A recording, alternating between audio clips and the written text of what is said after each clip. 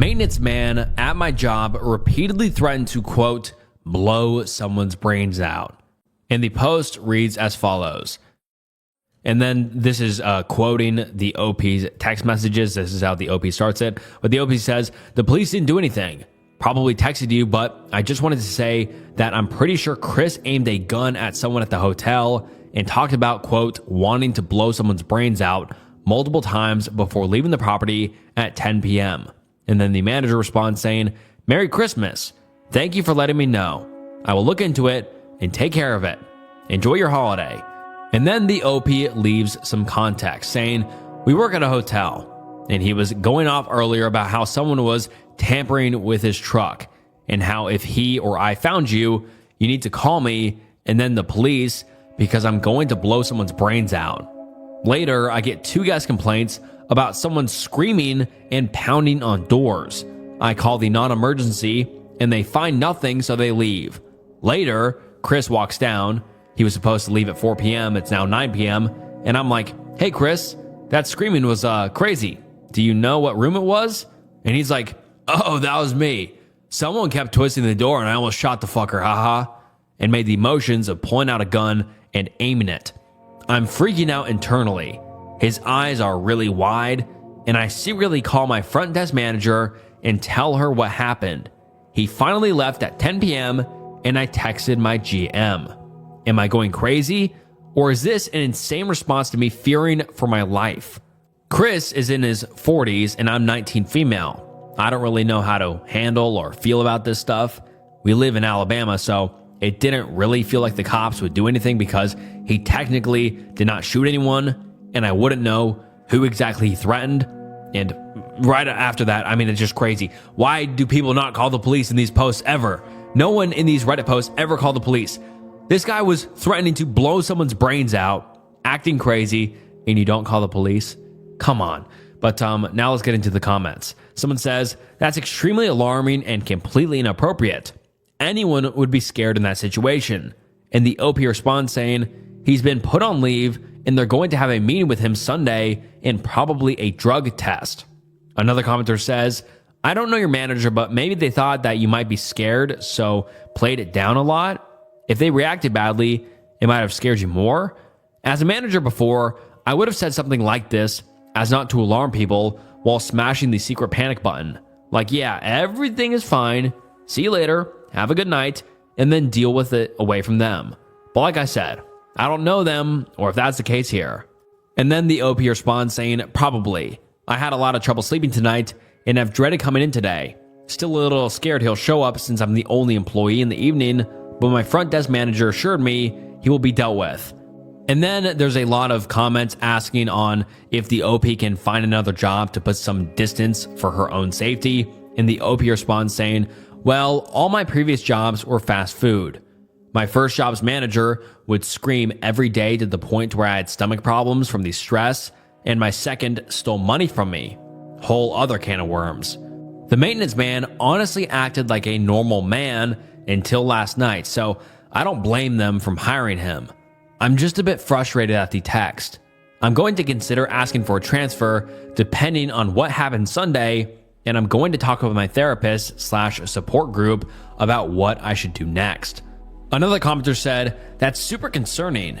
You did a good job telling multiple managers. You handled the situation really well. I'm also a 19-year-old female, and I would have been petrified as well.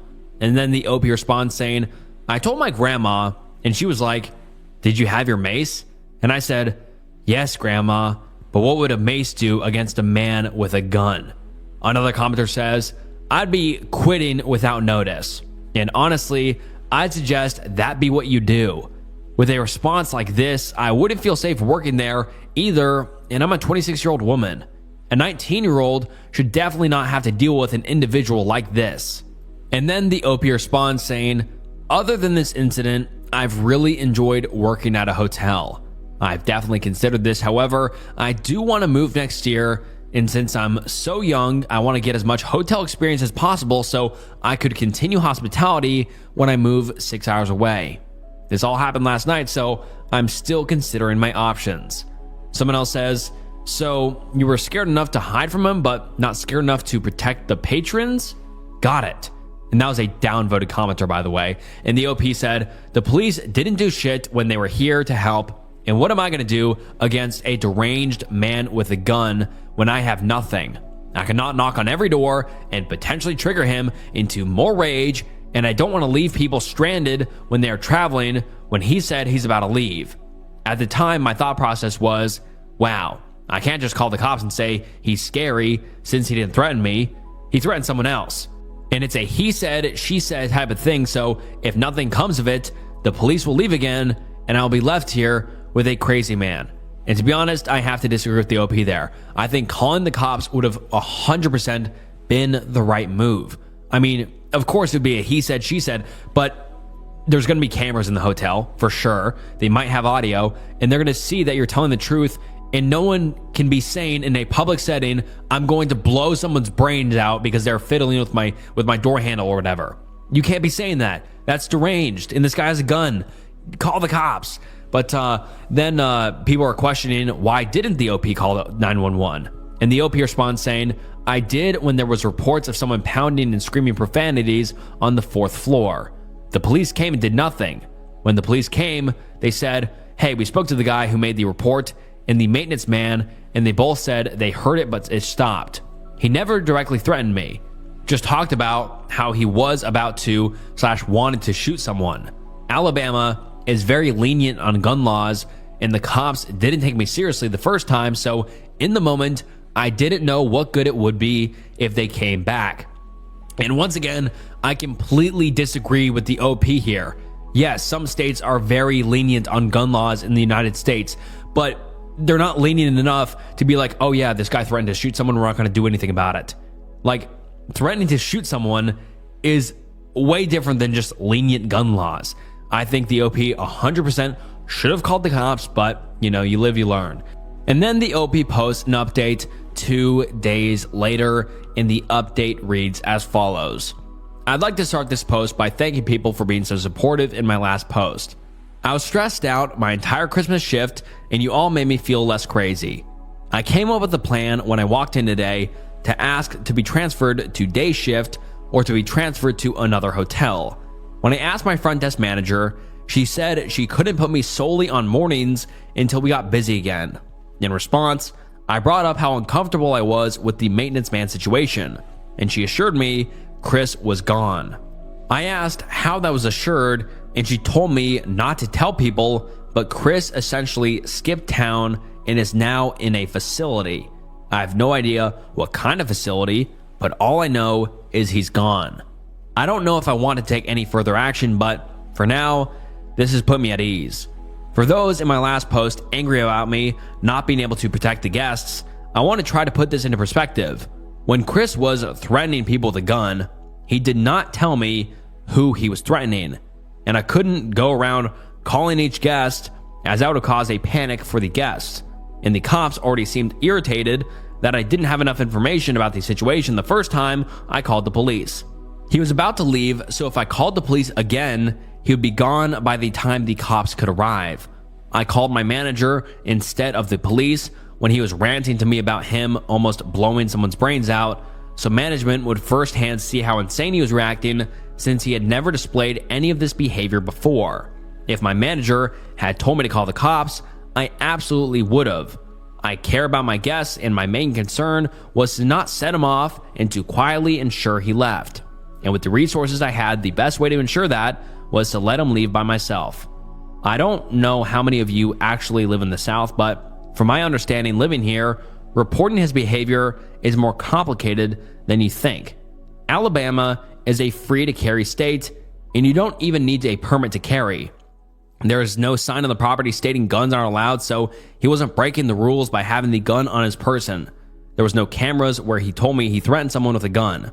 If I did somehow tell the police, it would be a, hey, Chris said he did this, but then I have no actual evidence or proof it happened besides the noise complaint. I might not have handled this in a way some would have liked me to, but please understand that I'm a 19-year-old with their first big person job in a situation I've never had to conceptualize before. None of my actions were out of malice. My actions were trying not to escalate or provoke a man with a gun. And I get what the OP is saying there. And I mean, I can relate. I'm 19 years old. I'm young. But still, it's like, it doesn't matter if it's a he said, she said, and you don't have evidence. You're still creating a paper trail and being like, hey, he threatened people with a gun and says he's going to kill somebody. Like, whether or not it's a free carry state or you don't even need a permit to carry, you can't just go around saying you're going to shoot people, whether or not it's that sort of state. And so I understand what the OP is saying, but at the same time, she should have called the police again. Even if there is no evidence, it's very important that she's a witness. It's not like they're not going to just completely disregard her, especially after he said, I'm going to blow someone's brains out. Maybe I'm not completely correct, but comment down below if I'm a little bit right on this, or if you agree with me, or am I wrong and the police would have just disregarded it. I don't know, but I think it's at least worth having the police around just in case he comes back and says something similar to that or does something this time. But you know, I'm not going to just completely rag on the OP. I totally understand it's a scary situation and she was disheartened by the earlier police situation, so I totally understand what happened, but I just think it's would have been better if she called the police. And I read a ton of these Reddit stories where people don't call the police and something ends up happening, and it would have just been better if they called the police, if that makes sense. But now the OP gives us an update 3 weeks later. Hey Reddit, since the situation has finally died down, I'd figure I'd give one last update.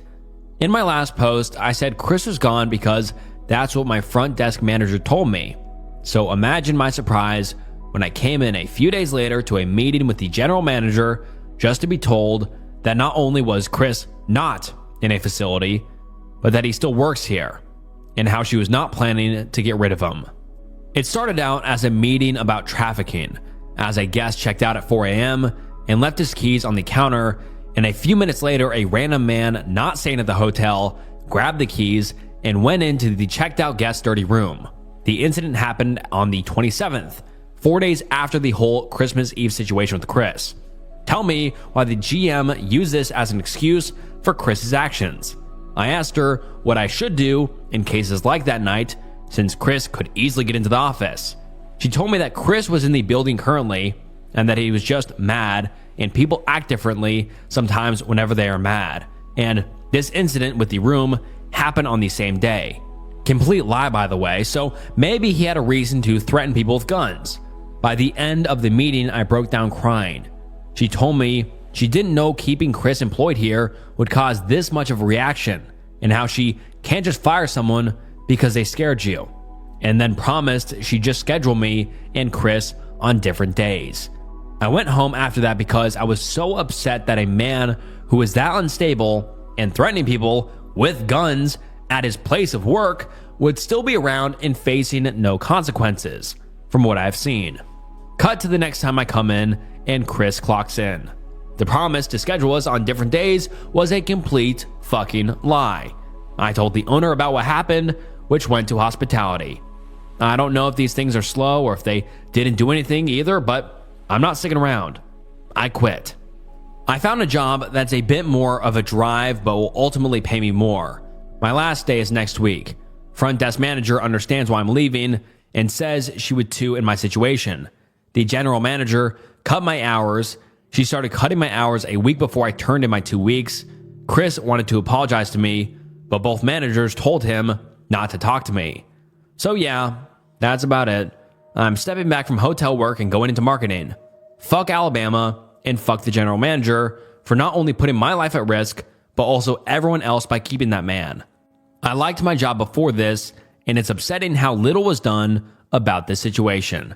And I completely agree with the OP there. I mean, they just were not listening to the OP at all. Like, they couldn't even schedule them on different days. And then it's totally understandable why the OP quit here, because I would feel completely unsettled as well if I was working with the guy who threatened to blow someone's brains out or blow anybody's brains out, whatever he said, which is obviously crazy. I mean, I think it's crazy how he wasn't fired, let alone arrested for threatening to kill somebody. But yeah, just such a wild situation. But luckily, the OP got a new job, and it seems like it pays more, so that's great as well. And luckily, nothing bad happened with Chris and the OP.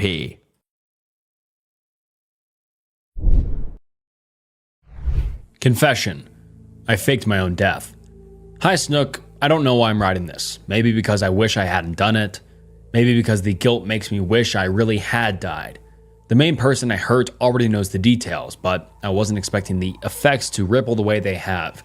This one is kind of long, and for that I'm very sorry. Essentially, there was this guy I met online. We met over video games on a popular console. A stupid thing, honestly. At the time, I had a boyfriend who I was going through a rough patch with, and my boyfriend didn't handle emotions well, so when I lost my estranged dad and had a miscarriage in the same month, I vented to this internet guy. We'll call him Ambrose. I was mourning two people I'd never get to know at the same time, and Ambrose was the thing holding me together.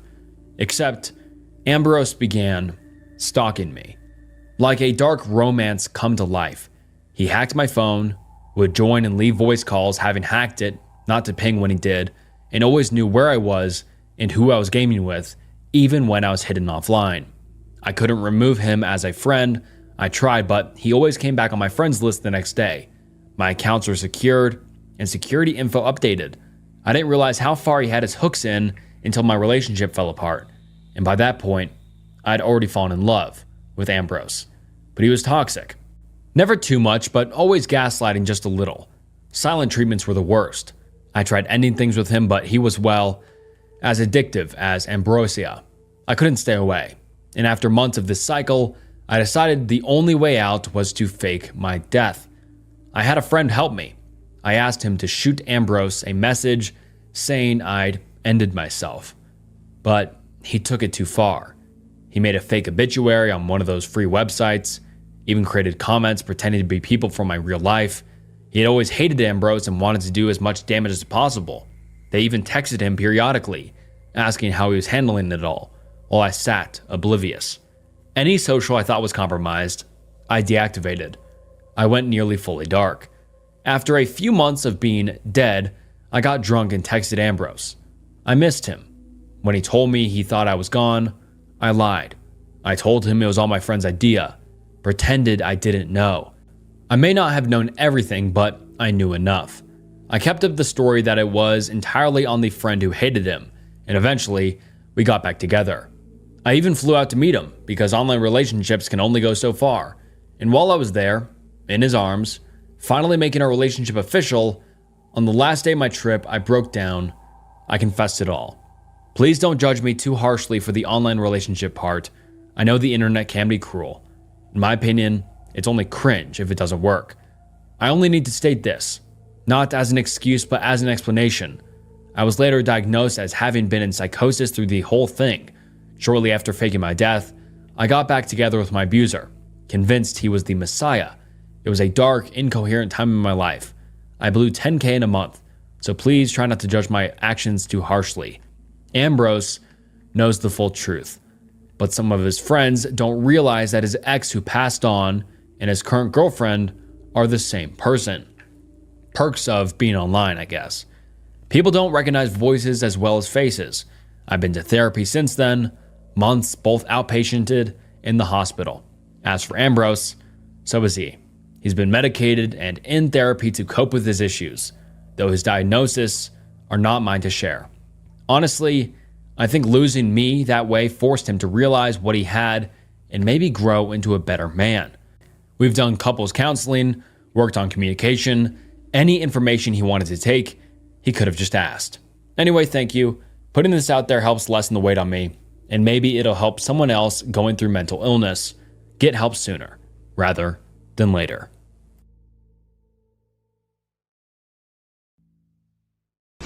My wife did something unspeakable. Mary and I have been married for the better part of a decade now. She's the love of my life, and I wouldn't trade her for anything. The only problem is the woman that mothered my son is no longer here. I don't mean that in a literal sense. She is alive and well, at least as well as she can be considering the recent trauma she's been through. About 3 weeks ago, she's received terrible news from back home, one that shadowed her entire existence. Her parents had died. It was some freak accident, carbon monoxide poisoning. The grief overtook her to the point that she could no longer function. I thought that she would get better after the funeral, but there she was, rocking back and forth in the corner of the living room. I tried to give her as much support as I could, but no matter what I did, I could not find a way to quell her pain. It finally got to the point that I feared leaving our 3-year-old with her. I needed to get her professional help. One day, when she seemed in better spirits, I decided to share some news with her. I had booked a therapy appointment at the local counseling center. As she looked at the living room's blank white wall, I pressed a hand on the middle of her back, jolting her out of whatever fascination she had with its white facade. "Honey," I said in the sweetest tone I could muster. Surprisingly, she didn't spit fire into my face like the last few times I tried to speak with her. As her eyes looked at me from behind her puffy eyelids, she gave me the first genuine smile in a long time. "Hey you," she said, a loving way she so often addressed me. I took a seat next to her on the ground, crossing my legs as I gathered the courage to send her into an inevitable fury.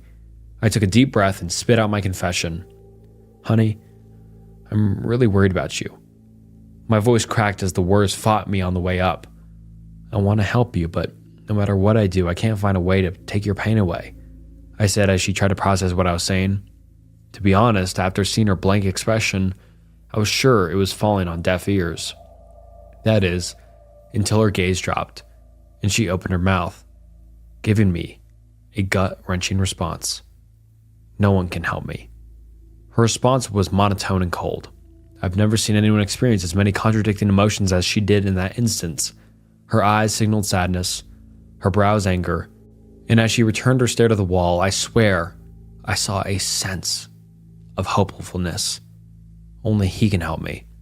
I returned my gaze to whatever her eyes were glued to, but the wall's empty void did not instill confidence in my wife's sanity. I knew then that she was far beyond any help that I could render. I took her hands, grasping them with love. "Honey," I questioned cautiously, but she did not return her gaze to me. Placing my hand under her chin and tilted her face back over to me, cautious, almost timid that she would chomp down on my fingers if I strayed too close. When her face was pointed towards me, but her eyes remained glued to the white walls, twisted, her irises half hidden behind the edges of her eye sockets. The sclera of her eyes webbed out with long skinny streaks of blood vessels. No matter what I said to her now, it would not be registered. She had retreated into her state of extreme grief. My heart filled with dread, but for what it was worth, I was going to vent my concerns, even if they would go unacknowledged. "So, there's this doctor that was recommended to me by a friend down at the counseling center." As expected, the words just decorated the air around her, but I pressed on anyway. "He specializes in grief counseling, and I think he could help you." Once again, the words did not register, or so I thought until I saw her eye twitch. I took that as a sign of piqued interest. "His name is Dr. Robinson. I knew this is out of the blue, but I need to get you seen by a proper professional. You need help, honey. This isn't normal." Her eye gave another twitch, only I finally noticed that it wasn't her eye, but something swimming around behind the little blood vessels that gave the impression of an eye twitch. What the hell, I thought to myself, taking to my knees and inching my face closer to whatever was crawling inside her eye. Upon closer inspection, something wriggled in the grotesque fashion, burrowing a path through her eyeball. The little figure inside crested its tiny little head and began chewing towards the surface of her sclera. What the fuck, the little voice in my head said, trying to comprehend what it was seeing. A little white insect poked its head through the newly dug hole before it fell completely out of her eye like a fallen tear. It now lay on the fabric of her jeans, flopping around like a creepy crawler from hell. I pinched it with 2 fingers and held it up to the light. It was a maggot. I jumped back in disgust, falling back onto my palms. The bug flung to some far-off corner of the room. In shock, my eyes were planted firmly on my wife. Just then, my son called out, "Daddy?" This wasn't the time to indulge my son, so I returned a dismissive statement. "Not down, buddy," I responded in a shaky voice, still in shock of my wife's eye maggot. Taking to my knees, I re-examined my wife's face. The little hole the maggot had crawled out of was no longer there. Regardless, I kept my eyes planted behind the little red blood vessels in anticipation of another wriggly figure swimming around. My wife suddenly darted her face towards mine at lightning speed, chomping her teeth onto my cheek. I felt my skin give way until the flesh freed itself from my identity. The shock of the ordeal made me wince in pain, forcing me to close my eyes. When they opened, my hand draped over my flesh wound. I held my palm out in front of me, examining the blood. "Daddy," my son signaled his growing impatience. I ignored his whining, returning my eyes to Mary. A trail of blood dripped off her chin as the wall continued to hypnotize her. "Daddy, can I eat this little jelly bean?" Tommy blurted out his question. "Yes, yeah, whatever you want, buddy," I said. He returned with an excited, "Yay." I sat there for a split second before the realization hit me. Little jelly bean, the fucking maggot. "No, stop." I turned to see my son dropping the slithering insect down his gullet. Running over to him, I clutched him by the cheeks, forcing his mouth ajar. "Spit it out," I commanded, and so he did. The maggot now lay in the center of my palm, its body cut in half by my son's milk teeth. "Aw, Dad," my son whined. "But Mommy lets me have all these little white jelly beans I want when you're at work." My skin broke out into pimples, borderline hives as the words left his mouth. Just then I heard my wife mumbling something with a steady cadence. "Little white jelly beans. Little white jelly beans. Little white jelly beans." She repeatedly rocked there, singing the same song. Little white jelly beans, little white jelly beans, little white jelly beans. I knew then that my wife could no longer be left alone with my son. I had no choice but to send my wife away to an institution. It was too dangerous to have her near my son, and, well, the help she needed would be given to her around the clock at this mental hospital. She, however, did not go quietly. I told her about the reasoning behind why the men in scrubs were wrapping her in a straitjacket. Her sickly mind could not comprehend the logic. "So you think I'm a bad mother? How dare you? I hope they come for you. I hope they choke you in your sleep. I want you to know that I traded you for them. He can have you, so I don't give a fuck," Mary blared out as they carried her off. At the time, I thought it was all nonsense, but now, I wished her words were some psychotic delusion. The coming days were seemingly calm.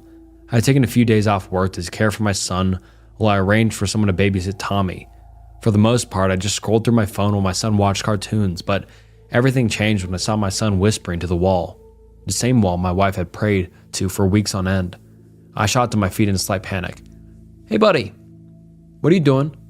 I called out, but he didn't answer. He just kept talking to the wall in a hushed tone. I took to my feet and slowly made my way over to him. When I was inches from him, I could finally hear what he was saying. "Yeah, they're really good," he said with a chuckle. His eyes trained on the wall as if it was speaking to him. He produced a response to a seemingly one-sided conversation. "I don't know if he likes them. I can ask." He looked over his shoulder and posed a question with a grin. "Daddy, do you like jelly beans?" My heart dropped as my gaze crested over his shoulder. In his hands were palms full of squirmy little maggots. He finally spun around and offered them up to me. I slapped the bugs out of his hands. I grabbed him by the shoulders, trying to force him to answer my questions. "Where did you get these? Where did you find the little jelly beans?" He wiped away tears and pointed at the wall. "The man told me that they were from Grandma and Grandpa." I looked over at the white wall. "What man, Tommy? There is no man," I said, almost trying to convince myself that there wasn't something nefarious happening here. There is a man. He said that he was here to bring Grandma and Grandpa back. He said he promised my mom, but we just have to give him one thing." Tommy paused, thinking of whatever this imaginary man told him. What does this man want?" I commanded with wide eyes while shaking him with impatience. Tommy returned his eyes to me and simply stated, "You." Just then a shadowy figure lifted its darkened tinge from the wall, disappearing into a dark passageway. I saw it move into my bedroom, but it paused as if it were waiting for me to follow it. Tommy cowered behind my legs.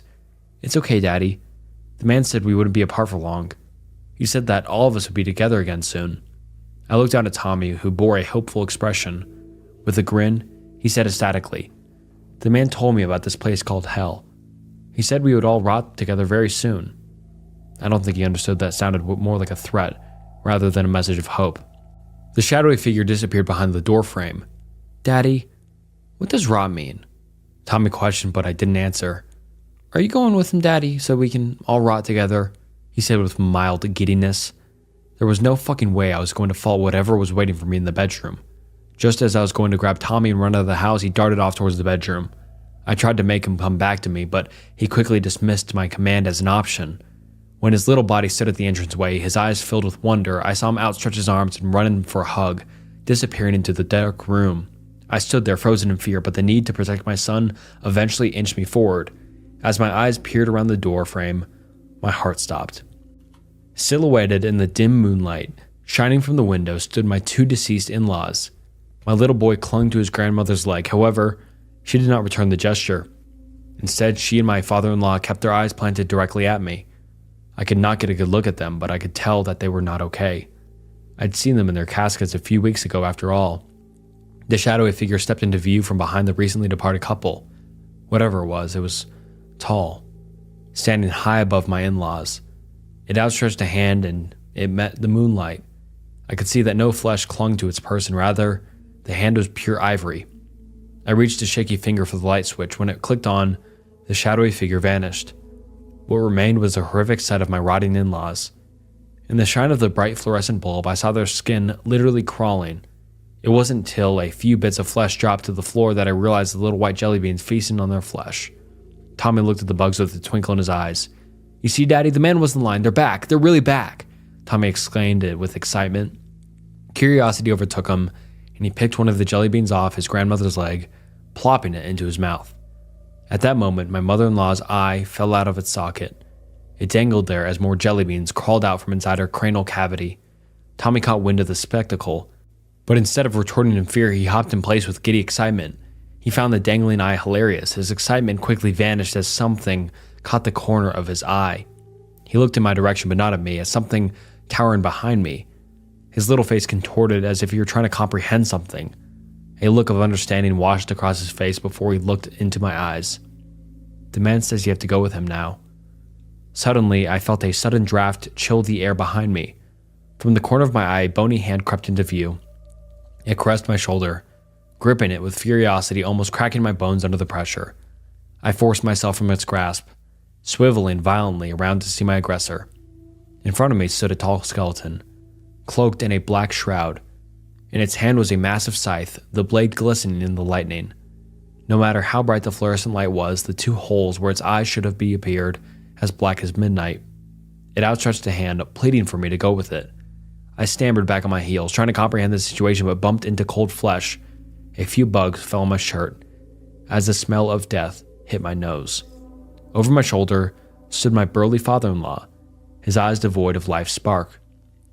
I had to get away. I grabbed Tommy, prying his hands away from his grandmother's corpse. We managed to make it to the bathroom, slamming the door shut behind us, though I think it would do little to keep the shadowy figure out. We now sit here waiting for daytime, though Tommy informs me that I belong to the man now.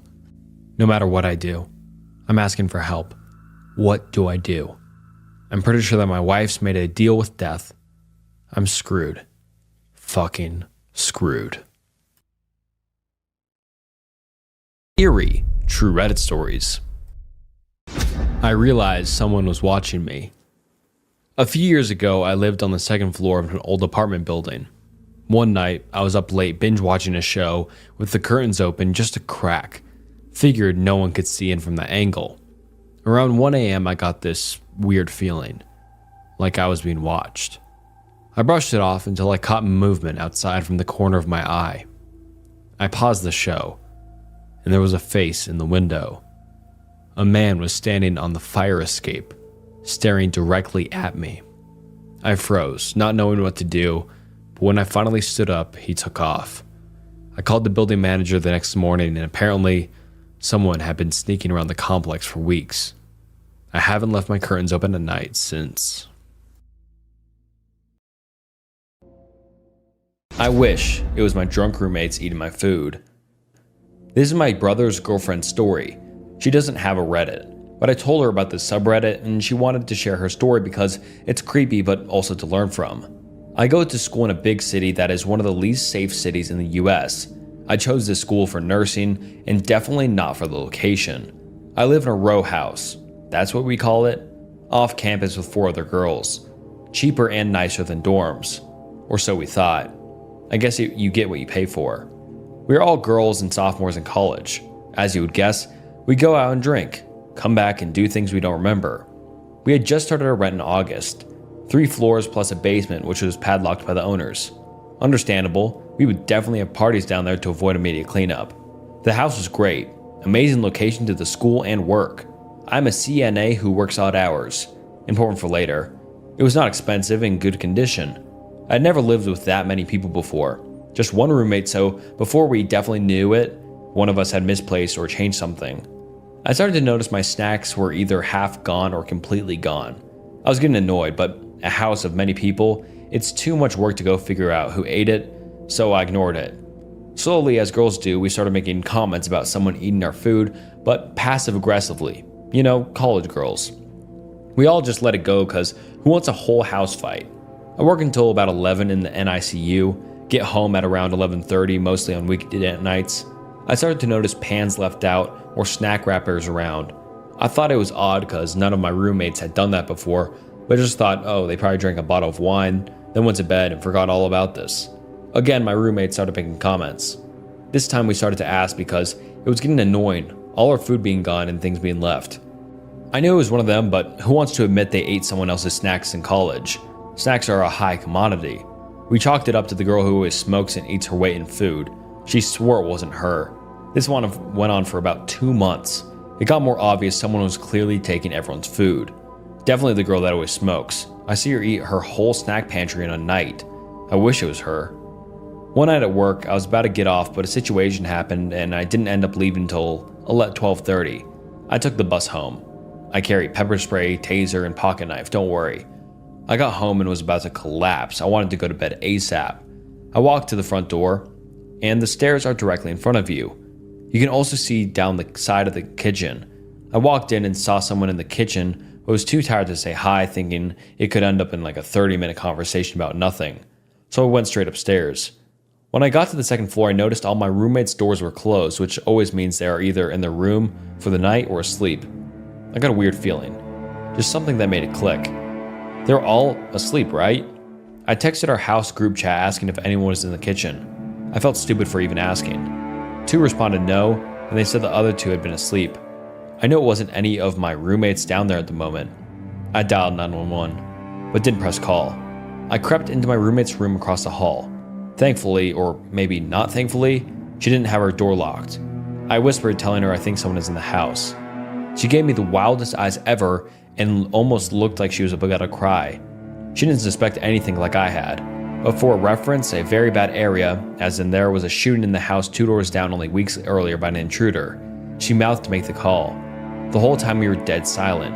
We didn't hear really anything at all. I was starting to think I was seeing things after such a long day at work, and was regretting that I dialed, thinking I'm going to look like an idiot when they show up, and I was just overtired and dreaming. We explained what's going on, and they said they will send someone ASAP. And that actually does mean right away, since it is a big and dangerous city. The police showed up, and I didn't even want to go downstairs, but the operator confirmed it was them, so I did. But the whole time I could swear the operator could hear my heart beating. The police came in and looked around. I'm thinking, oh god, I look so dumb. They ask if there are any other floors. We tell them technically the basement, but it's padlocked, so really no. They checked the basement just in case, and, well, yeah, they were right. A man had been living in the, quote, padlocked basement. The lock was pulled off the hinges and just kind of propped up against the wall. We never looked at that, though. We rarely went out back. The guy had taken a comforter of one of my roommates out of the hall closet, had a mattress from God knows where in his clothes. Well, he was the one moving and eating all of our stuff. He would come out in the middle of the night and do it. He started getting more comfortable. I don't know if he was drugged out and forgot to clean his tracks or if he really didn't care. Me and my roommates had been pretty consistent schedules during the week, probably letting him think that any time after 12 was good to come out. We never slept with our individual doors locked, and that's what freaks me out the most. He had access to any one of us at any moment, and we had no idea. When he was getting arrested, I was the only one to go down and look. I don't know why I did. I wish I didn't. I took a picture of the process of him being arrested to show my roommates, who were too afraid to go down. This is him. So yeah, let's never actually meet, dude. Edit. Some questions about all the stuff he had down there. The clothes were some unexplainable, and the nice button-down shirts you see are from shirts from 2 of our roommates' boyfriends they complained about losing. The basement was also used as extra storage for the owners long ago, so that's why there's a pull-up bar and random bigger things. Not everyone has to believe it, but I do. It happened to me, and it was very scary. Edit. That comes with rules. I've lived my entire life in a holler on the outskirts of Wyoming County, West Virginia, deep in the mountains of Appalachia. It's a place so remote most folks don't even know it exists on a map. Just a handful of families in dense, unforgiving woods. This place doesn't have neighborhoods, doesn't have sidewalks, and most definitely does not have trick-or-treaters on Halloween. Halloween isn't a holiday here. It's a test. My family and the others who've lived here long enough to know follow a set of rules on Halloween night. It's not tradition or superstition, it's survival. Those who didn't follow the rules didn't live long enough to tell anyone about it. Our rules aren't just about keeping doors locked or avoiding dark places. They're specific, with reasons rooted in events we don't talk about. My dad always said they came from my great-grandmother's time, when people came to these mountains from Scotland and still believed in the old ways. Whether it's spirits or something else that's out there, or things just too old to name, Halloween night here has always been a game of life and death, and each rule existed to give you just enough of an edge to make it through them till morning. The first time I broke a rule, I learned why they exist, and I'll never forget it. Every October around the second week, the rules went up on the fridge. We lived by them. My family took them seriously, and not just in a keep the kids safe kind of way. No, these rules were for everyone. Break one, and you'd put us all in danger. Here's how they go. 1. If you hear 3 knocks at the door after sunset, do not answer. 2. If you hear a single hard knock, open the door, but do not look at who stands there. Hold out a basket of freshly baked bread and wait until you hear footsteps leaving to shut the door. 3. If you hear someone call your name from the woods, do not answer. 4. If you see a figure at the tree line wearing a wide-brimmed hat, do not look at him for longer than 1 second. 5. If you hear chains dragging on the ground, sprinkle salt on all windowsills and door thresholds within 1 minute. 6. If a candle is burning in the window of the old abandoned Anderson cabin up the hill, stay indoors no matter what. These rules didn't exist for no reason. They were handed down because bad things had happened. People vanished, people died, and strange things occurred. That's just how it was. I remember one specific year, years back, when Halloween night fell on a full moon. The air felt different, charged. My dad had a sense for when things were going to be bad. You could just feel it in the hollow, thick in the air, like something breathing down your neck. Dad told us to get all the preparations done early. Salt the windows now, he instructed, standing by the door, his face tight with worry. We're not waiting for the chains. I followed his orders without question, pouring salt along each windowsill and at the front and back door thresholds. My brother was baking bread, already anticipating rule number 2, the one we hated the most. It was the one that forced us to interact with whatever knocked, whatever stood on the other side of the door. We never knew who or what it was, but we knew if you didn't offer bread, or if you dared to look, it wouldn't be good. By late afternoon, the house was fortified. The bread was cooling on the counter, its smell filling the kitchen, the fire was lit, burning low, and a 12-gauge shotgun lay across Dad's lap like it always did on Halloween. Isaac, my younger brother, sat closest to the window, glancing out every now and then.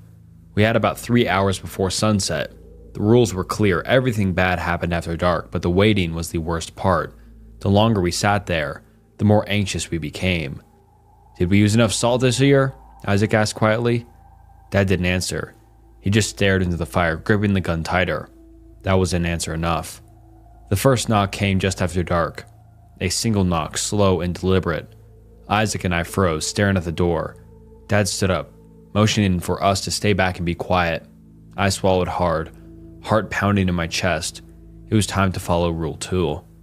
Without a word, Dad picked up the basket of bread from the counter, freshly baked, still warm. He walked to the door, resting one hand on the knob. Remember, he said, his voice low and steady. Don't look. He opened the door just wide enough to slip the basket through the crack, his eyes focused on the floor. The warm smell of the bread wafted out, and I could hear a faint shuffling on the porch. Whoever, or whatever it was out there. I saw a flicker of movement from the corner of my eye, a shadow stretching across the porch, but I didn't dare look. Dad held the basket out, his hand shaking slightly. For a few heartbeats, there was no sound, no movement, and then footsteps. Slow, heavy footsteps retreating from the porch. He waited until they faded completely, then shut the door quietly, locking it tight. Isaac let out a breath. Why don't we just leave the bread out early? Why do we have to wait for the knock?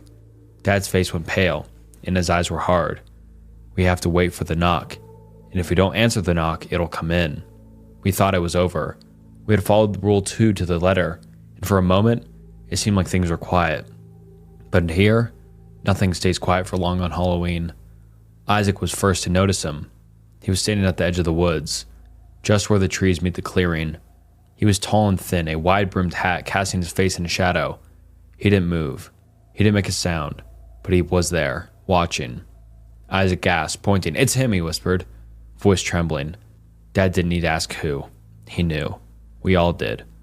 The man in the hat. "Don't look at him," Dad snapped. Not for more than a second. I glanced, just enough to confirm he was there. A tall, dark figure, almost blending into the shadows of the trees, but distinct enough to make my blood run cold. I looked away quickly, heart hammering in my chest. We got away from the doors and windows out of the house. We sat huddled in the living room, the fire our only light. Outside, the man in the hat stood at the tree line, unmoving as the night crept on. It wasn't until after midnight that we heard the chains. At first, it was faint, a metallic clinking that seemed distant, almost like it could have been the wind. But it grew louder, closer. It was unmistakable. The sound of chains being dragged across the rocky ground outside. Isaac's face turned pale. He shot me a quick look, wide-eyed and terrified. "The salt," he whispered. Dad nodded grimly. "Go check." I got up slowly, trying to control the tremor in my legs. I circled the house, inspecting every window and door frame. The salt lines were intact. Nothing had disturbed them. The chains continued to scrape outside, dragging closer and closer. But we didn't dare open the door. We didn't dare look. We stayed inside, sitting together in the flickering light of the fire, listening to the sound of the chains until the first light of dawn broke through the windows. We had made it through the night. The man in the hat was gone. The chains had stopped. But as the morning light seeped through the shutters, I glanced toward the old Anderson cabin up the hill, and there it was, a single candle still burning in the window. The rules are clear. When the candle burns in the Anderson cabin, you stay inside. No exceptions. No excuses. Even with the sun beginning to shine and the birds beginning to chirp, the sight of that candle filled me with a primal fear. We have to wait until the candle goes out before we can go outside, before the night is truly over. And that's how it goes here. The rules aren't just there to be followed.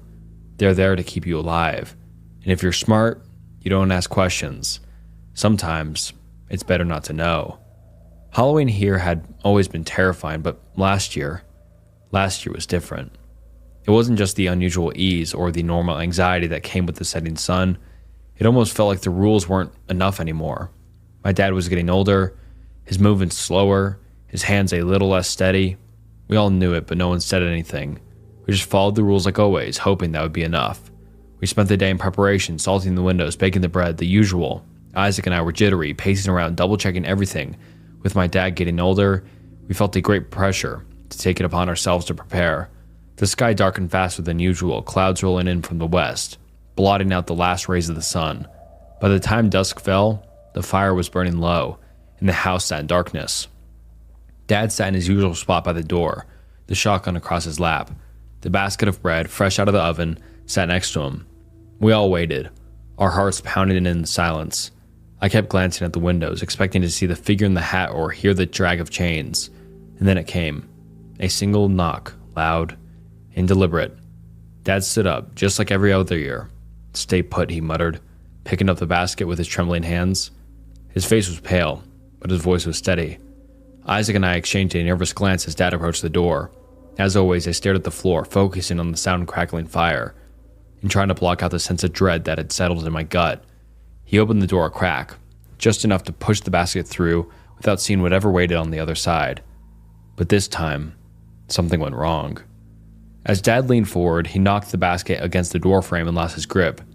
The bread tumbled out, scattering across the porch. The sudden movement, the noise, without thinking, I looked up, I looked at it, and I saw it. It wasn't a man. It wasn't anything I could name. It stood hunched over, far too tall to be human. Its limbs were unnaturally long, its skin pale and stretched tight over bones that jutted out at odd angles.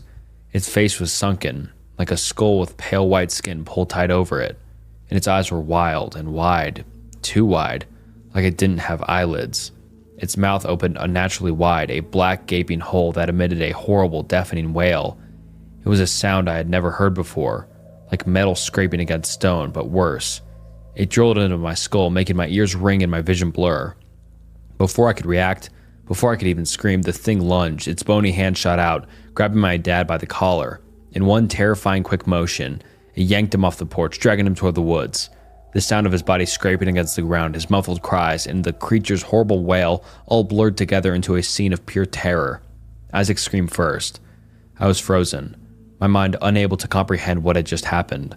But Isaac's scream jolted me back to reality. "Dad!" Isaac yelled, bolting for the door.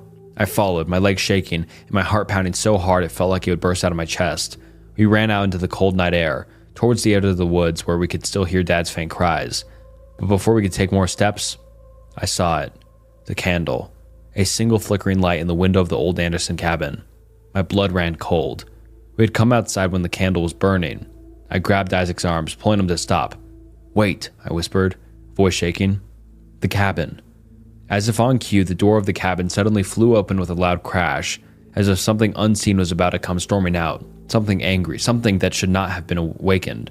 "We have to go," I shouted, dragging Isaac back towards our house. We scrambled inside, slamming the door shut behind us. I locked it, my hands trembling so badly I could barely turn the key.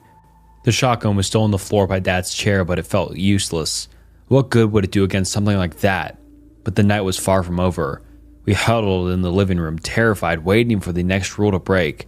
Isaac was crying, his hands shaking as he tried to steady his breathing. I stared at the door, half expecting something to come crashing through at any moment. The chains came next. We heard them clattering on the ground, dragging closer and closer. I grabbed the bag of salt, getting ready to double-check the lines of salt we had placed down earlier. The chains dragged right up to the front door, the metallic clinking echoing in the silence. I could hear it just outside, scraping against the wooden steps of the porch, but I knew the salt would hold. It always did. Or so I thought. Isaac was the first to notice it. We had forgotten to resalt the front door threshold after going outside. The wind from the open door had disturbed our sightline. Just as I was about to rush towards the door to resalt it, I heard the chains and a creaking against the door. It sounded as though a heavy weight was slowly leaning against it. I knew we didn't have time. I began to back away, motioning to Isaac to go to the bedroom. Isaac screamed as the door burst open. We ran into the back bedroom, hearts pounding, breaths coming in ragged gasps. I quickly salted in front of the door to the bedroom and checked the windows. "It's in the house," I whispered. I could feel it, a presence, something cold and malevolent, creeping through the house towards us. I don't know how long we waited or how long we listened to the chains pacing back and forth through our house. Eventually, we heard them go back outside. Slowly, we left the bedroom and quietly closed and locked the front door. I placed a fresh line of salt in front of the door and breathed a sigh of relief. We were safe. For now. And then we heard it again. A knock. But not the single knock. And not the 3 knocks. This was something new, something that didn't fit the rules. It was a rapid, frantic pounding, as if whatever was out there wanted in now. My heart stopped. The rules didn't cover this. Isaac looked at me, eyes wide with terror. "What do we do?" I didn't have an answer. The pounding grew louder, more desperate.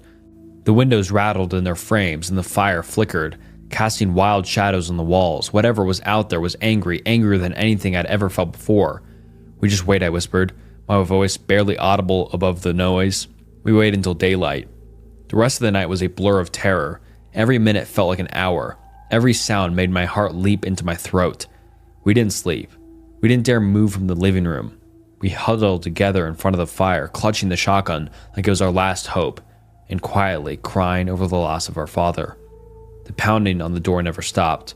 The chains outside the house dragged back and forth, a constant reminder of the horror that waited just beyond the walls. And through it all, the candle in the Anderson cabin burned bright, flickering in the distance like a beacon of death. But somehow, we made it. By the time the first light of dawn broke over the mountains, the sound stopped, the pounding ceased, the chains fell silent, the candle in the cabin flickered out. We had survived another year. Barely. But Dad never came back. Halloween in our holler had always been a test. But last year, it wasn't enough. Breaking the rules cost my dad his life, and everything is different. And I can't shake the feeling that this Halloween will be worse. My whole family thinks I've been sober for the past year. I'm 19 female, and about a year ago, I spiraled into a really horrible state of addiction. It started with drinking. I moved out for the first time and had a lot of free time. I started drinking more because I was bored. The house started to creep me out, keeping me up at night, so I started drinking to fall asleep. It spiraled over the course of 2 months-ish to me drinking all hours of the day, taking shots in the bathroom at work, as soon as I woke up, as soon as I did anything really. I felt more drunk when I stopped drinking, and it got really bad really fast. I realized I couldn't not drink, and at one point when I ran out of alcohol, I started to hallucinate. So instead of addressing the problem, I just kept on drinking. My roommate stopped coming home because she said she was, quote, tired of watching me do that to myself. I didn't realize it at the time, but I legitimately looked like I was dying. And I was dying. I don't remember anything leading up to it, but I fell into a drug binge. I stayed up doing booger sugar with friends for days on end. And when I ran out, I'd pop a pill to help me sleep it off. I slept for 2 days at one point, according to my roommate. One night, after falling asleep after a booger sugar binge, no pills involved, I had 2 back-to-back seizures. Thank God my friend happened to be in the room. It was a terrifying experience. The most terrifying and traumatic experience of my life. And I have such horrible PTSD from it, but I never talk about it to anyone. After I got back from the hospital, I ruled out booger sugar. I don't remember how the next part started. I just remember waking up and a week had gone by and I've been doing pills and other pills for the entire time. I don't remember a thing and it's terrifying. I know that the guy who was giving them to me had laced me with fent, which led to me ODing and back in the hospital. And I've been told that he also R-worded me. I could go into a lot more detail, but I ended up in rehab for a while, followed by intensive outpatient treatment. I'm 19 now, and everyone thinks I've been sober since. I mean, to be fair, I really have got my shit together. I started my first year of college straight out of rehab and finished with good grades. I've made good friends, found a healthy relationship, moved into a new apartment, started teaching art classes, and have genuinely been relatively happy. But I'm not sober. I was actually only sober for 3 weeks. All I can say is that I feel I have control now, but I'm sure I said the same thing then. And now let's get into some of the topics. My family and I have been going through a very strange experience over the last couple of months. It's hard to even put into words or explain what is going on. I guess I can just start off from where it all started to feel off. A few months back, my family had a big get-together. My parents both have 2 siblings. They all got married and had some kids. Well, all of them except Uncle Matt. He never got married or had kids. That means I have 10 cousins. My aunts and uncles all live within 2 hours of us, so we've all grown up together. That being said, we don't normally have all my aunts and uncles in a house at once. This was a rare occasion to have a family meal when they were all free. I will not be naming every single family member in this post because that seems like a lot of information, and honestly, you've already gotten more information about my family than you ever wanted, but I promise this context is important. Okay, enough with my babbling. Let's talk about what happened that weird night. My parents and I went over to my Aunt Margot and Uncle Ken's house for a barbecue in the backyard. The backyard felt loud and chaotic. I tried to stay out of the way and get the night over with. I was honestly just there for the free food. We were all sitting down at the big table outside. I was so focused on making sure none of the napkins went flying in the wind, I wasn't even listening to the conversation. My Aunt Margot came over to the table with a plate of really burnt hot dogs. My mom immediately started to laugh at the sight of them. Is burning food genetic or something? How on earth do you guys always do that to food? The Jensens need to leave the cooking to the Millers. My mom said with a sarcastic giggle. Uncle Ken looked at her confused. What do you want about, Liz? Uncle Ken snapped back. I mean, Margot burnt the hot dogs and Matt always burns food when he cooks. Remember we had to ban him for months from cooking because we had to order takeout like 3 times in a row? Everyone at the table laughed, recalling their memories. Sighs of recollection bounced back and forth from person to person when my dad spoke up in Aunt Margot's defense. Honey, what are you talking about? Matt is your brother. I really shouldn't have to remind you of that. My mom rolled her eyes in response to my dad. I spoke up because I was suddenly confused about which side of the family Uncle Matt was actually on. You would think I would naturally just know that, but all my aunts and uncles act like siblings and call each other their siblings. My grandparents often refer to their son/daughter-in-laws as just their kids, so it isn't something I was always thinking about. Wait, I'm confused. Whose side is Uncle Matt on? What is this, the joke? I don't get it. I asked, but was only met with a laugh from all the parents at the table. I finally got an answer from my mom following the silence of the joke that somehow went over my head. "Don't be silly, baby. Matt is your dad's brother." As the words left her mouth, half the table looked confused. "Liz, what are you talking about?" "He's on your side. He's a Miller," my Aunt Margot said as she scraped off the burnt edges of her hot dog. "Okay, now I'm with Amanda. I don't get the joke," my mom said while looking at me with narrow, inquisitive eyes, and then at the rest of the group. Wait. Everyone slow down," Aunt June said, speaking up for probably the first time in the night. "This is dumb. Matt is not Liz and I's brother. He has to be on the Jensen side of the family." I sat at the table watching my family in silence. Their eyes darted back and forth. They stopped laughing and were all just scratching their heads. After a few minutes, my mom got out her phone. She found an old family photo from when she was a kid. In the photo were her, my grandparents, my Uncle Paul, and my Aunt June. Nothing out of the ordinary. After looking at the picture, Aunt Margot got out her phone and looked for an old childhood photo. "Aha, found one," she stated as she showed off the photo on her phone. Yet again, the photo was normal. It had my grandparents, my dad, Aunt Margot, and Aunt Susan. The next hour consisted of both sides of the family going back and forth showing photos, none of them with Uncle Matt in them. I had a few of my cousins there, but they all lost interest once they ate. I, on the other hand, couldn't be pulled away. I was engrossed in learning where the heck Uncle Matt came from. They kept talking back and forth. They figured maybe he wasn't anyone's sibling. Maybe he was related by marriage or a second cousin twice removed that I just called Uncle Matt because that was the easiest thing to call him. We all have a relative like that, right? I know an easy solution you might be thinking of is to just call him up. That's also what I said, but he was working and they didn't want to interrupt him. But guess what? I needed answers, so I decided to call him. However, when I looked at my phone, I couldn't find him in my contacts. I looked through him multiple times. I remembered texting him about something a few days back, so he should have been in my text history, but still nothing. After being weirded out by his contact being gone, I mentioned out loud that someone should call him, regardless of him being at work. No one agreed with me. But once I told them his contact was missing from my phone, they all got curious and looked to see if he was missing for them too. We were all in shock to find him missing from all our phones. The family started to dig through the camera rolls and any digital libraries they had to try and find any photo of him.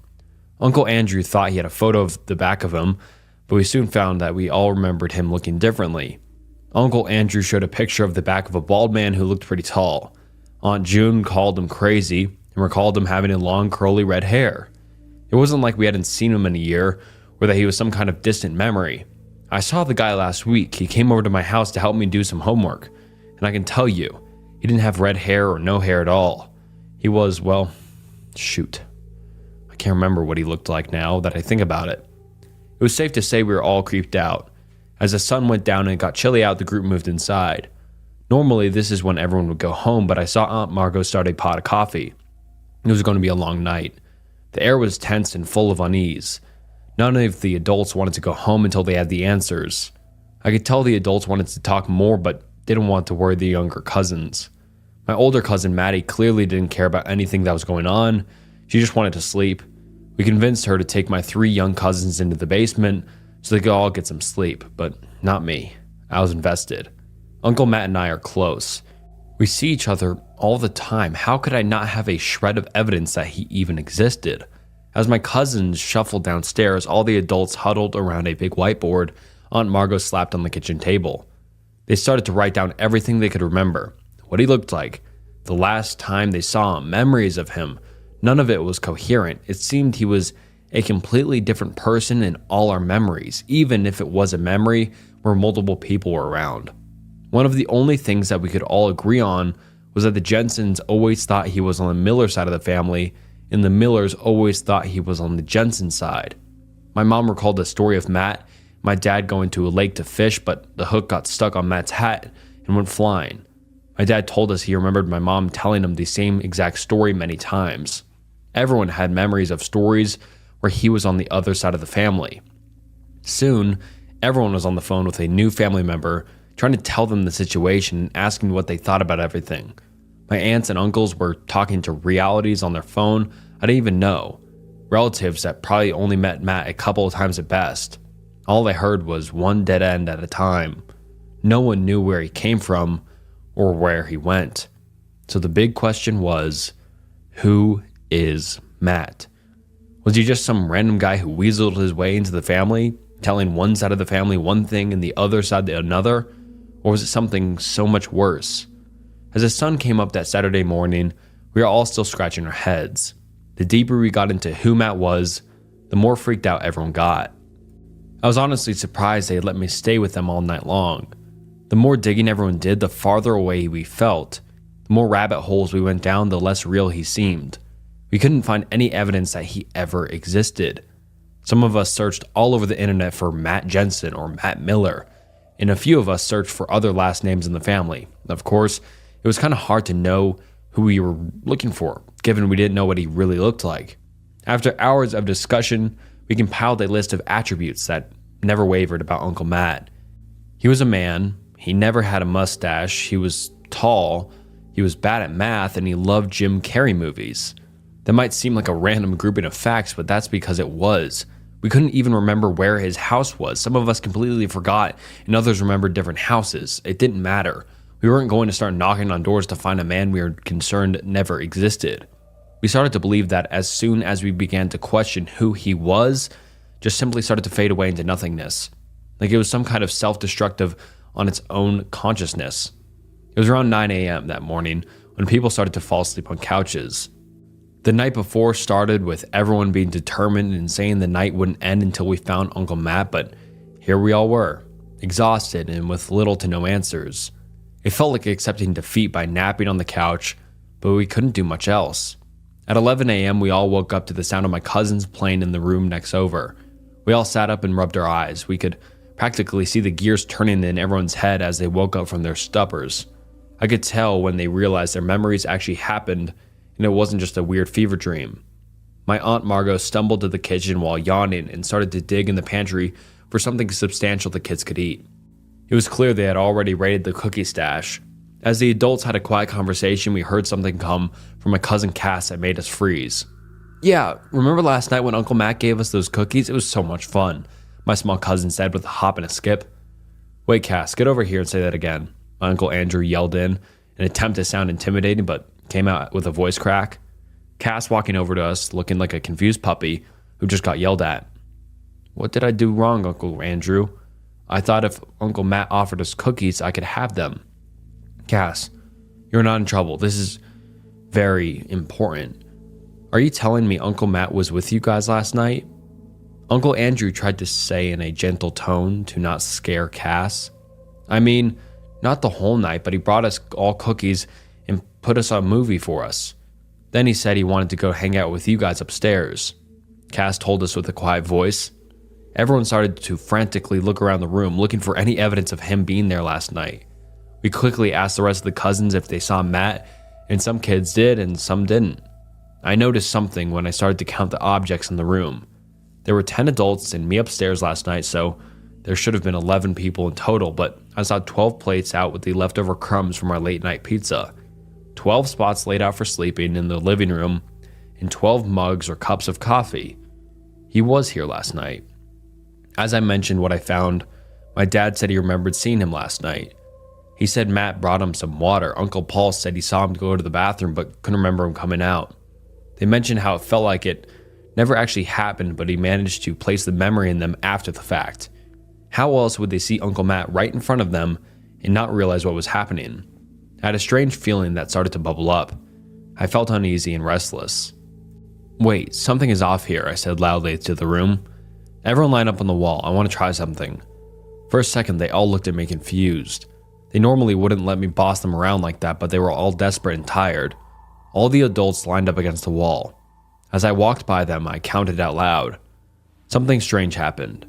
I counted 12 people, including me. None of the kids were lined up. I wasn't counting myself twice. There was an extra person. Uncle Matt wasn't just here last night. He was with us in the room at that moment. Other members of the family even tried to count. We did it over and over again, even adding one of the kids to the mix, but every single time there was one extra person, but we still couldn't see them. How was he hiding in plain sight? Everyone ended up leaving my Uncle Margot's house that afternoon. We were all still extremely creeped out about the whole thing, but what could we do about it? Not much. It's not like Uncle Matt ever did anything violent, mostly normal behavior except for a few memories of him that were kind of weird. One of us remembered seeing him in the kitchen, stacking and unstacking bolts for hours. Another person remembered him once packing for a vacation, but his suitcase only had trash bags in it. And I have a memory of us sitting in front of the fireplace with him reading the instruction manual to a blender for a bedtime story. At least those were the kind of memories we had in the beginning. As the weeks went on, we started to remember things that got more and more concerning. He showed up in our houses in the middle of the night, or buying us all hammers for Christmas. He once bought hundreds of dollars worth of knives and put them in my dad's car. Once we developed disturbing memories of him, we tried to tell the police. Of course, they couldn't find any evidence of his existence, so they couldn't help us. It didn't help our case that we couldn't even give them a last name. How on earth are they supposed to find a guy based on his last name being Matt and no physical features? So, who is Uncle Matt? I can say with 100% certainty, I have no clue. Is he a man? Is he an entity? Is he a figment of our imaginations, or is he nothing at all? I don't know. That's the worst part of it all. He seems to always be around at family dinners. Most of the time I count the number of people, I end up with an extra person. He feels like a virus, always implanting a memory of himself being around, but in the moment I never see him. It seems to be a family joke at this point, always leaving out an extra plate for him or something. In my opinion, no one is taking this situation seriously. I know he hasn't hurt anyone, but why should we wait for something to happen? I swear I can feel it when he shows up. The hairs on the back of my neck stand up.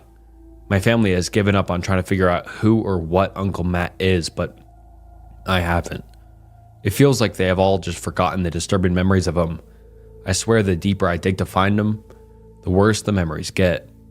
Like he is rotting and festering in my memories, right before my eyes. I'm starting to think it's his attempt to stop me from looking for him. The fact that he's punishing me for looking for him makes my concern grow more and more. Why is he suddenly running now that I am on him? Why is he so afraid of me finding him? And what will happen once I do find him? I will find you, Uncle Matt. I will find out what you are. Hansa Sting.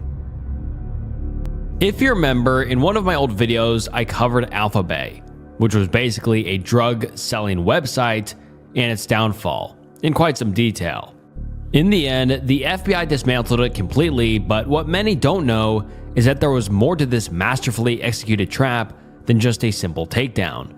Just a single month prior to Alphabet's demise, Dutch investigators seized a leading Tor-based drug bazaar known as Hansa Market. Most importantly, it was done in complete silence. It came from a single tip. A security company's researchers believed that they found a Hansa server in a data center in the Netherlands. Normally, the site was protected by Tor, which is the dark web, which would make it almost impossible to trace, but this was a development server, one where they would test new updates before publishing it to the users. It was exposed to the public internet and the Dutch police latched onto it.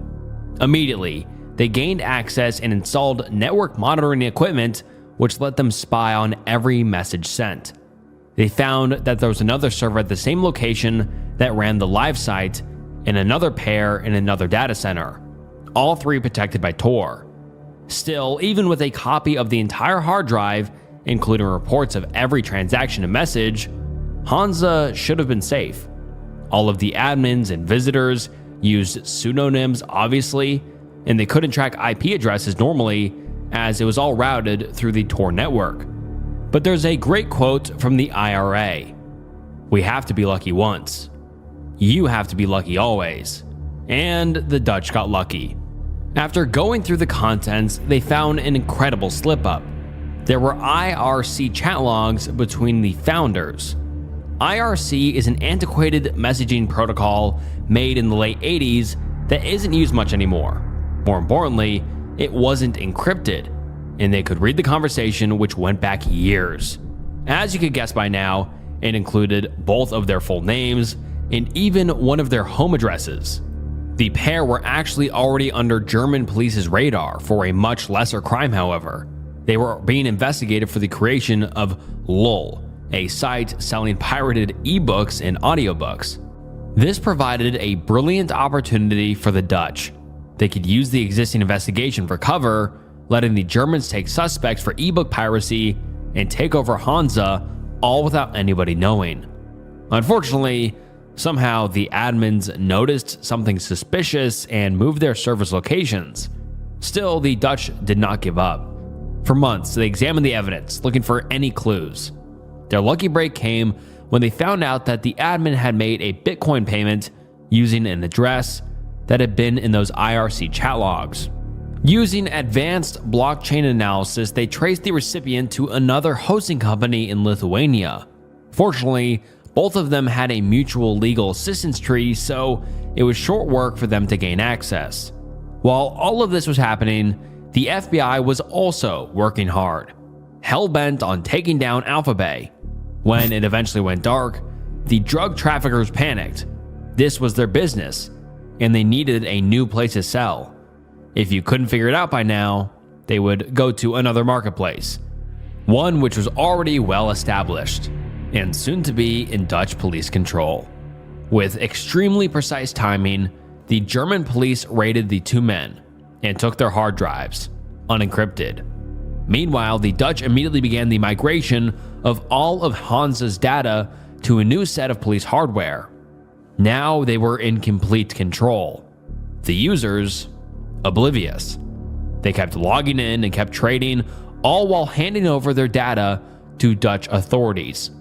Meanwhile, the Dutch rewrote the site to betray even the most careful criminals, such as changing the passwords into being stored as plain text, not encrypted hashes. Basically, they read a book on information security and did the exact opposite. All communications were logged, the encrypt button was now a placebo, even the metadata in the images, such as the hidden location tags, was also stored. In a stroke of genius, Dutch agents staged a fake glitch that supposedly deleted Hansa's image database, so that the sellers would upload new photos that pinpointed exactly where they were, whereas before, all of the metadata was removed, so they were useless. In the most daring move yet, they offered sellers a file that served as a backup key to their site so they could recover their precious Bitcoin even in the case of a site shutdown. This existed even before the police takeover, but now it was replaced with a malicious Excel file. When the seller opened it, their device would connect a URL that logged their IP. 64 sellers fell for it. These guys stole more data than Facebook does. Now, that's impressive. And for legal reasons, that's a joke and alleged. Within days of the shutdown, Hansa's user registrations went up by 8 times as suppliers and buyers tried to reach out to each other again. And all of it was recorded. Hilariously, people were very satisfied by the level of service at Hansa, which was even better at the hands of the Dutch according to them. It went on for 4 more weeks, remaining fully functional. With the exception of which the police deemed too deadly, all other illicit goods, any drug you can think of, continued to flow freely throughout the site. The police weren't very conflicted about this, saying that it would have taken place anyway, just that they wouldn't know about it. Approximately 27,000 illegal deals occurred during surveillance, all painstakingly logged. And finally, after roughly 4 weeks, the sting was reaching its end.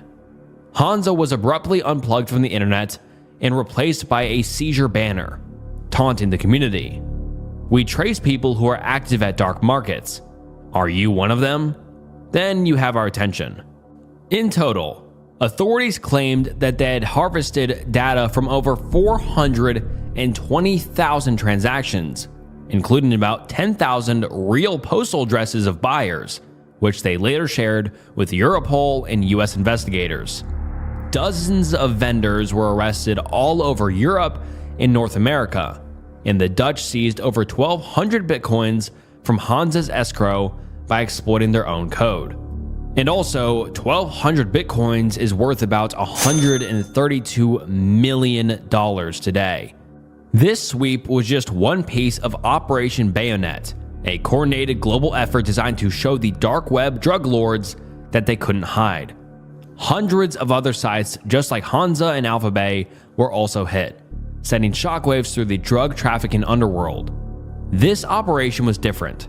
Before, like a Hydra's head, one site would be taken down and another would pop up in its place.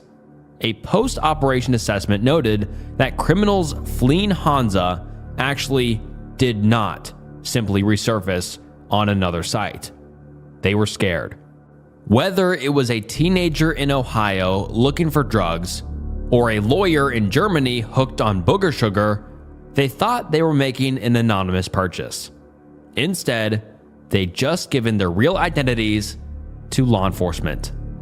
The message was clear. The police could find you anywhere. As Wired put it, the police used their position at the top of Europe's largest dark web market to pull off increasingly aggressive surveillance. Was at a waterfall.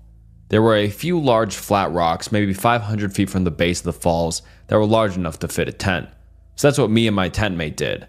It rained that evening. The rock we pitched on was raised from the surrounding river by a few feet when we set up camp, but the river quickly swelled once the rain started. To complicate things, the wind coming off the falls was pushing the falls-facing wall of the tent in by about a foot or so, and rain was pouring horizontally through the space where the two zippers meet. At one point during the storm, I stepped out with the intent of moving our packs to higher ground, and while I was doing so, my tent mate decided to get a look at the situation as well. Well, as soon as he stepped out, the tent instantly caught a gust of wind and was swallowed by the river, sleeping bags and all. Luckily for us, there was a few solo guys in our group with extra room in their tents, but sleeping in a cramped 1.5 person tent with no sleeping bag or pads is not a fun experience to say the least. The following morning, we were able to fish our tent and lost gear off the river rocks below. The tent was a complete loss as both the rods were snapped in multiple sections and our sleeping bags and gear were waterlogged. We had to hit the trail though in order to make it to our next destination by nightfall, so we had no choice but to pack everything up and hike with all the extra weight. Somehow, we made it to our destination shortly after lunch and were blessed with a sunny, grassy clearing and an awesome dude in our party who thought to bring rope so we could string a clothesline and dry out all our gear before the evening. I learned a few valuable lessons on that trip. 1. Don't camp in the middle of a river.